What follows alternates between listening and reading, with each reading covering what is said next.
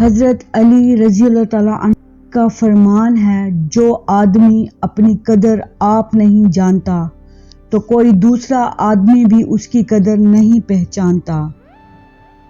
قریبی رشتہ داروں کی عداوت بچھوؤں کے ڈسنے سے زیادہ درد پہنچاتی ہے۔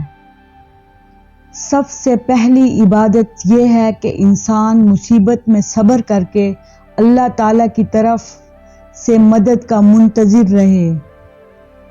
جو آدمی دوسرے لوگوں کے عیب کی تلاش میں رہتا ہے، اللہ تعالیٰ اس کے عیب ظاہر کر دیتا ہے۔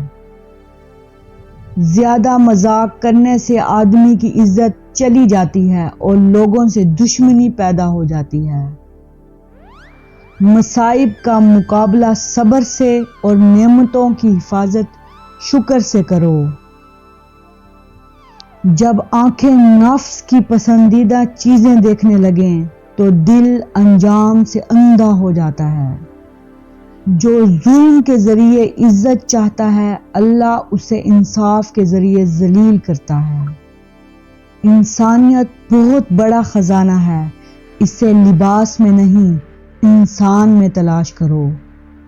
جب کسی شخص کی عقل کامل ہو جاتی ہے تو اس کی گفتگو میں کمی آ جاتی ہے۔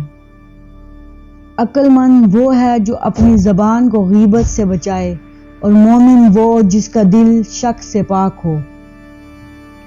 کبھی اپنی زبان سے کسی کے عیب بیان نہ کرو، کیونکہ عیب تم میں بھی ہے اور زبان لوگوں کی بھی ہے۔ کوئی تمہارا دل دکھائے تو ناراض مت ہونا، کیونکہ قدرت کا قانون ہے، جس درخت کا پھل زیادہ میٹھا ہوتا ہے، لوگ پتھر بھی اسی کو مارتے ہیں۔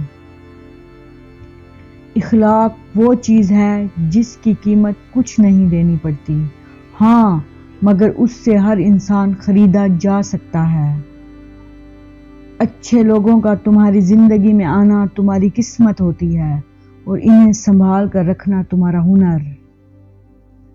اپنے بہترین وقت کو نماز میں وقف کرو، کیونکہ تمہارے سب کام تمہاری نماز کے بعد ہی قبول ہوں گے۔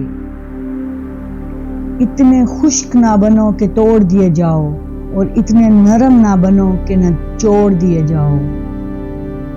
جس کو اپنے چھوڑ دیتے ہیں وہ غیروں کے ہاتھ لگ جاتا ہے۔ سچے دوست خوشیوں میں زینت اور پریشانیوں میں سہارا ہوتے ہیں۔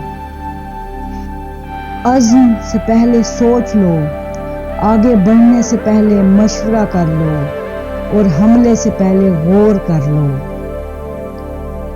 دوست کے ساتھ اس نمک کی طرح رہو جو کھانے میں دکھائی نہیں دیتا، لیکن اگر نہ ہو تو اس کی کمی بہت محسوس ہوتی ہے۔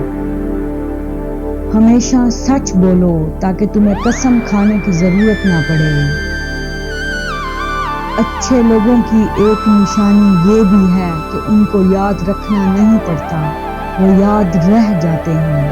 وزڈم آف حضرت علی رضی اللہ تعالیٰ عنہ۔